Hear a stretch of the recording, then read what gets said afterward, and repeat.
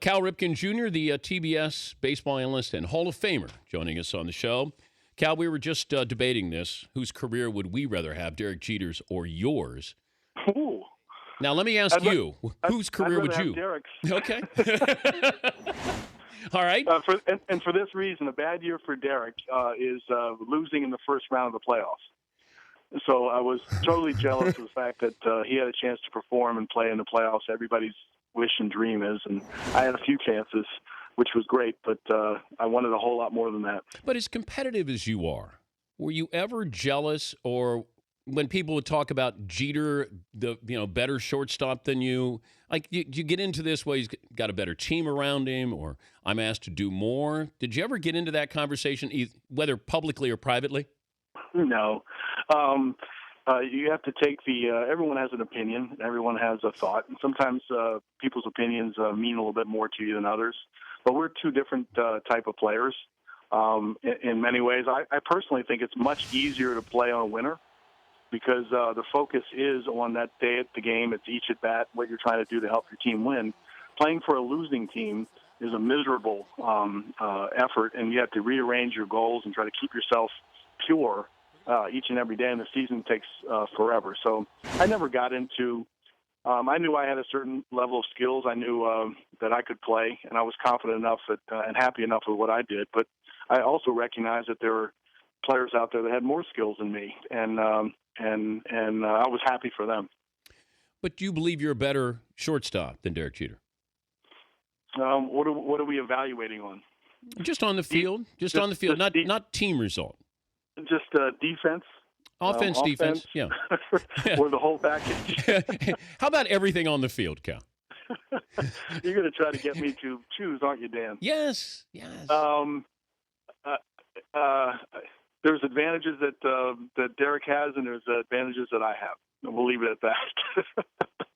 I couldn't steal a base. I couldn't make things happen with my legs. Yeah, but he wasn't. How many times did he steal a lot of bases? He wasn't known as that. You guys were similar with Gold Gloves, I think. I think you both won a couple. You had, I think, did you even have 40 steals in your 21 years? Probably not. How many, Paulie, how many did Cal have? 36. 30. Yeah, 30. Can you name all your stolen bases there, Cal? No.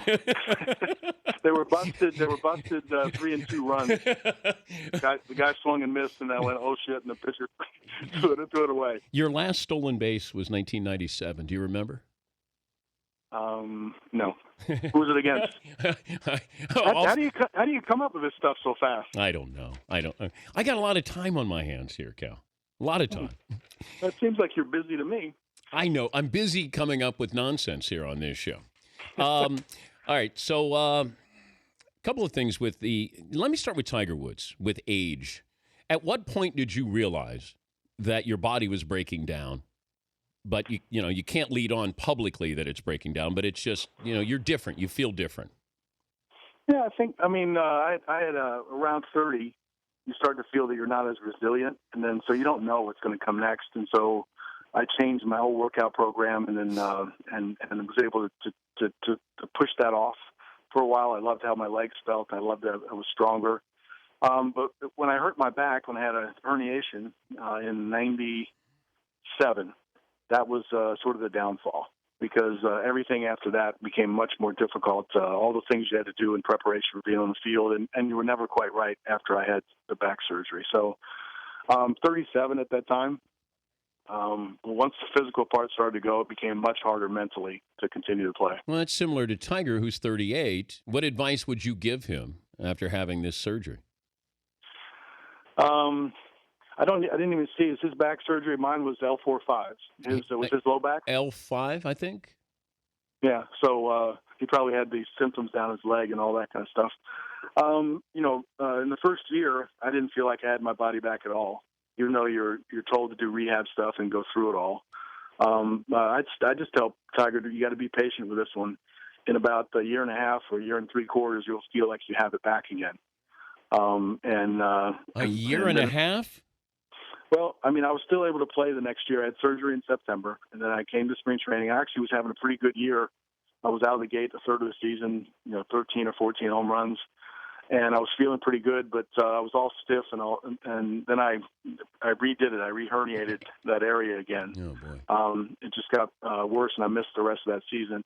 And it wasn't until the off season of the next year that I felt like I was more myself. It's a weird feeling when you have surgery. It seems like your body hasn't fully accepted it. To me, it was at least a year before that happened. And that's the problem. We're talking to Cal Ripken joining us, Dan Patrick Show, is that usually the athlete has a hard time convincing the athlete that they need to slow down or have surgery or do something different. I mean, this is what made you guys great, that willingness to continue to play in pain. And Tiger decided, I can't do this anymore. But he's going to have to wait a little while here, I think, before you feel. And I don't know what's tougher on your back, a baseball swing or a golf swing. Well, I can tell you, if I play golf a little too much, I'll start to feel the nervy pain down my leg. If I'm playing basketball, that movement up and down doesn't bother it. So I would guess that the torque turning sideways is going to bother him. But you make a really good point, Dan. It is about making adjustments and accepting who you are physically.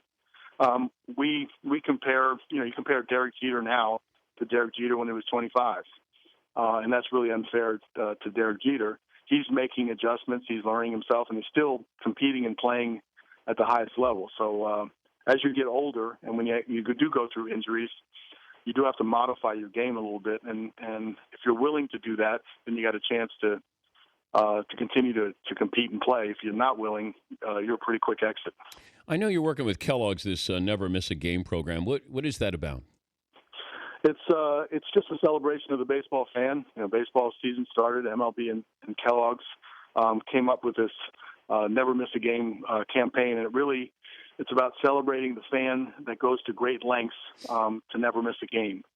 And to me personally, I remember back. I went to a state dinner many years ago, and the deciding game of the National League Championship Series was happening, and I needed to find out what was going on. So I befriended a Secret Service guy who kept giving me 15-minute updates while I sat at the president's table. So we're really looking for those kind of stories, and you can share them out on hashtag Never Miss a Game on Facebook and Twitter. And there's a whole bunch of grand prizes. So this is really Kellogg's way is really to celebrate baseball and celebrate the fanatic baseball fan. When's the last time you were speechless around somebody? When I was speechless? Yeah, where you were starstruck. I generally will leave an athlete alone, even though that I might admire him or I'd want to meet him and talk to him. I generally would give them the space. So, President? Well, presidents are a little different. I can talk to presidents. I don't mind bothering them. Michael Jordan? Michael Jordan was a little different for me, yeah. I had a chance to know him and meet him a little bit, but there were times when we were in the same place, and I just let him be. And he'd come over eventually and grab the top of my head, palm it like it was a basketball. You know what? Can we tell the story again? Can we tell the story about the Preakness and the woman who she misidentified you? That happens more and more right now. I mean, I guess the bigger I get in my post career, I do resemble Steve, the bouncer on Jerry Springer. That's what you're referring to? Oh, God. But to be there standing with you when that woman came up and she was so starstruck, she goes, "Oh, I love you. I watch you all the time." And I realized then she doesn't know who you are. And then she thought you were Steve from Jerry Springer. Mm-hmm. And you were great. Yeah, I still get that. I mean, we're both big, we're both bald, and we both have blue eyes. So I think it's an understandable mistake, but it happened to me. I had to pull out my license in an airport recently and prove that I wasn't Steve. Do you think it was the same sort of thing? Do you think he has to do the same to say, "I'm not Cal Ripken"? Yeah, he has a couple stories like that too. Yeah. Here you go. He was gonna pick up some clothes one time in a department store, and they gave him my order, and he said for a moment that he thought he was just going to walk out with my clothes. All right, here you go. Your last steal, May 26th, 1997. Who was it against? The Yankees. Ooh, that's a good one to go out on. Okay, the catcher Who was the catcher 1997? 1997. Jorge Posada. Joe Girardi. Ooh. Who was the pitcher, left-hander? It couldn't have been Andy Pettitte. It was Andy Pettitte. And you. Well, I might have had to steal a back end of a steal or something. Yes, I think it was a double steal. You stole third base. Oh, there you go.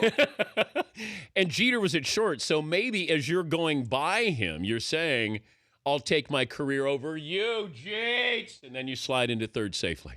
I think that's exactly what I said. It sounds so much like you. Third was a whole lot easier to steal than second because people don't pay attention to you. Oh, so you think Pettitte thought there's no way Ripken's going to steal third? Yep, I'm sure he thought that. It was the last thing on his mind. Give me that hashtag. Hashtag never miss a game. All right, it's Kellogg's Never Miss a Game program. Cal, good to visit with you again. Yep, thank you, Dan. All right, buddy. Thanks for bringing up Steve talk again. Oh, God. Thank you, Cal. Thank you.